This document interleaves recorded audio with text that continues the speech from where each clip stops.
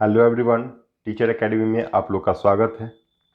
आज हम लोग देखेंगे क्लास 3 के आसपास के बुक का 14वां चैप्टर 14।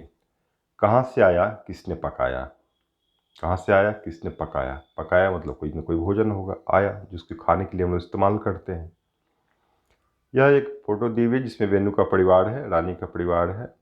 सभी के अपने अपने जो है कि कौन क्या कर रहा नहीं कर रहा है। एक जगह देखिएगा कि माता पिता दोनों मिलकर काम कर रहे हैं। फिर दूसरी जगह देखिए कोई दूसरा आदमी खाना पका रहा है। एक जगह है कि कुछ लोग अखबार पढ़ रहे हैं।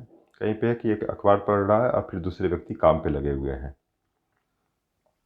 तो यहाँ पे अलग अलग दोनों परिवार की जब तुलना करते हैं तो देखते हैं कि रूढ़िबद्ध धारणा। तो रूढ़िबद्ध धारणा क्या होता है, जैसे इसको समझ लीजिए। रूढ़िबद्ध धारणाओं जैसे लड़का लड़की में भेदभाव, जेंडर विषमता पर चर्चा संवेदनशीलता से होनी चाहिए ताकि बच्चे उन पर सवाल तो कर सके और किसी की भावनाओं को ठेस भी न पहुंचे। इसमें संवेदनशीलता रूढ़िबद्ध धारणा का तात्पर्य हो गया कि ऐसा नहीं कि किसी को ठेस पहुंचा के तब उसको समाज में एक्सेप्ट कराना।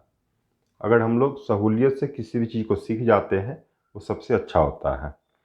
तो रूढ़िबद्ध धारणा क्या होता है? सबसे पहला चीज़, जो धारणा समाज में पीढ़ी दर पीढ़ी बनी हुई है किसी भी के प्रति, कोई भी वर्ग हो, किसी के प्रति अगर कोई धारणा बनी हुई है उसको हम लोग बोलते हैं रूढ़िबद्ध धारणा। यह रूढ़िबद्ध धारणा जैसे जेंडर विषमता जो है यह रूढ़िबद्ध धारणा ही है कि लड़का यह काम कर सकता है, यह काम नहीं कर सकता, लड़की ये काम कर सकती है, लड़की ये काम नहीं कर सकती है। तो यह जेंडर विषमता है।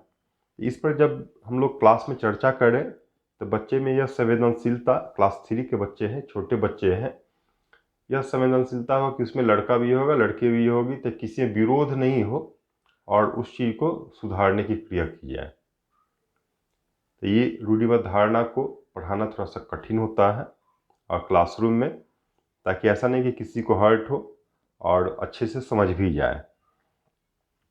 तो रूढ़िबद्ध धारणा को आप लोग समझ गए होंगे कि रूढ़िबद्ध धारणा क्या है। जब हम लोग खाना बनाते हैं, झाड़ू लगाते हैं, बर्तन साफ करते हैं, कौन हमारे यहाँ काम करता है? सब लोग मिलजुल के अगर काम करते हैं तो सीखते हैं, जो काम नहीं करता है वह नहीं सीख पाता है। बच्चों के परिवेश में दवाई के रूप में प्रयोग किए जाने वाले पेड़ पौधों की पहचान व उनका उपयोग पारंपरिक ज्ञान की परख और समझ को मौका देगा।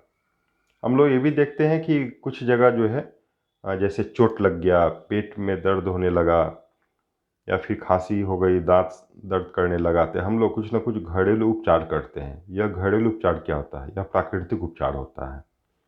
हमारे परिवेश में कुछ न कुछ दवाई वाला पौधा होता है, उसका उपयोग करते हैं।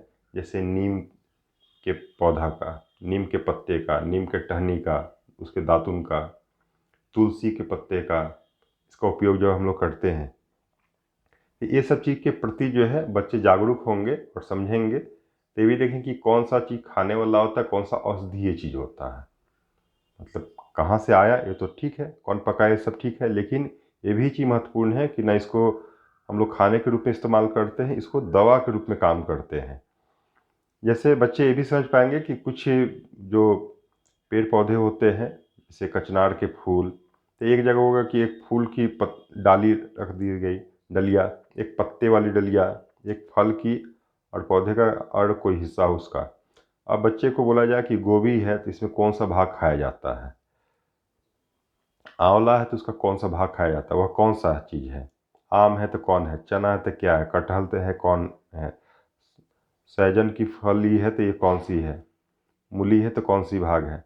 मतलब इन सभी भागों को समझ पाए बच्चे कि कौन सा भाग खाया जाता है, कौन सा भाग नहीं खाया जाता है। कहीं हम लोग फूल खाते हैं, कहीं उसका जड़ खाते हैं, कहीं उसके फल खाते हैं, कहीं उसके टहनी खाते हैं। तो अलग अलग जो भाग को हम लोग जो खाते हैं, बच्चे उसके बारे में भी जाने और कौन सा भाग कहीं कहीं पे एक दवा के रूप में काम करता है इसको भी जाने।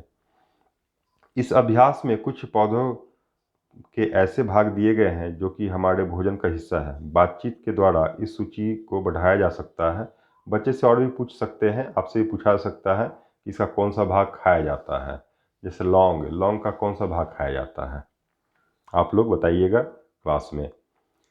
यह एक चैप्टर है जिसमें बताया गया खास तौर पे कि हमारे यहाँ कोई भी चीज़ कहाँ से आया और किसने पकाया।